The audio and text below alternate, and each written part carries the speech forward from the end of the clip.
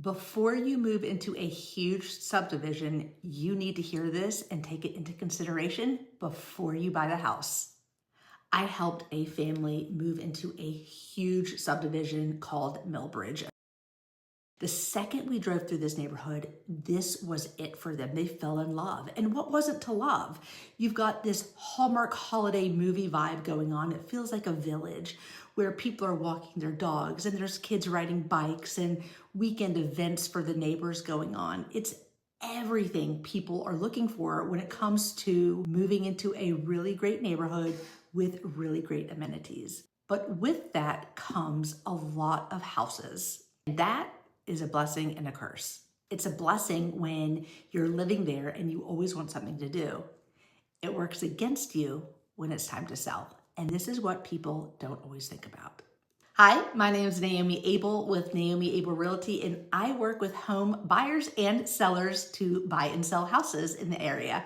Let's talk about what people aren't thinking about when it comes to owning a home in a huge subdivision. I helped some clients move into a very large subdivision called Millbridge.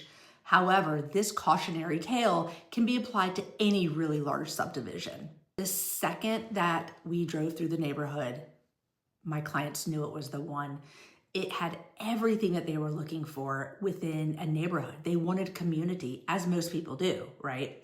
They had all of the amenities, multiple pools and walking trails and tennis courts, weekend events going on with all of the neighbors. As we were driving by, there's people walking the dogs and waving at us as we drive by. This is people's dream, and it was my client's dream. This is where they wanted to move to raise their family. My clients looked at me when we got out of the car, not even going into the house yet, and they said, "This is it. This is the house that we want.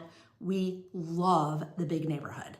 And honestly, I couldn't blame them for loving the neighborhood. What's not to love? There's people everywhere. There's constantly something going on.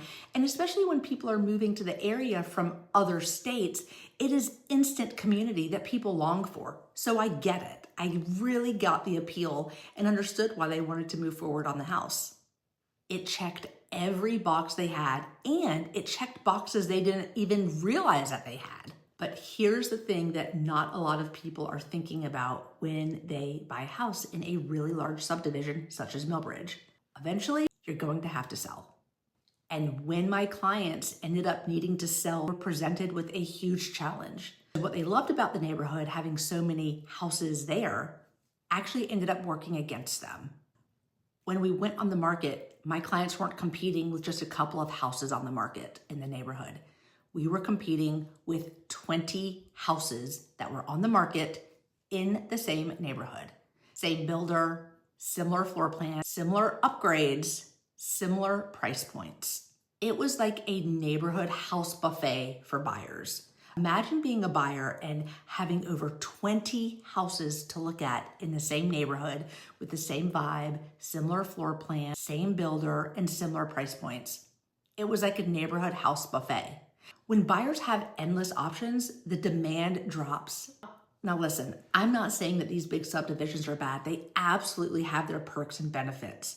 All of the amenities, all of the neighborhood events going on the weekends, the village and community that people so desperately want. There are a lot of really great things that come with having these big subdivisions.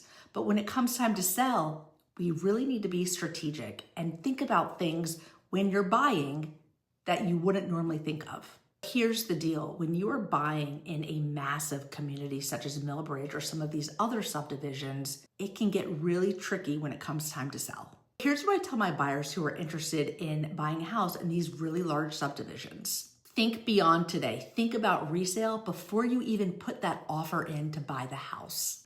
So here are things that I am talking to my clients about and that you need to take into consideration before you make an offer on that house. Buy the lot, not just the house. Cul-de-sac lot. Private lots, meaning there's trees in the back offering a little bit of privacy, so you're not in a fishbowl the way a lot of the other houses are. Where's the house situated in the neighborhood? Is it in the back of the neighborhood that's gonna have less through traffic? Or is it in the front of the neighborhood where cars are going to be constantly zooming by? If you look at these factors and really strategize and buy a house based on the lot and not just the house, you're setting yourself up in a really great position when it comes time to resell.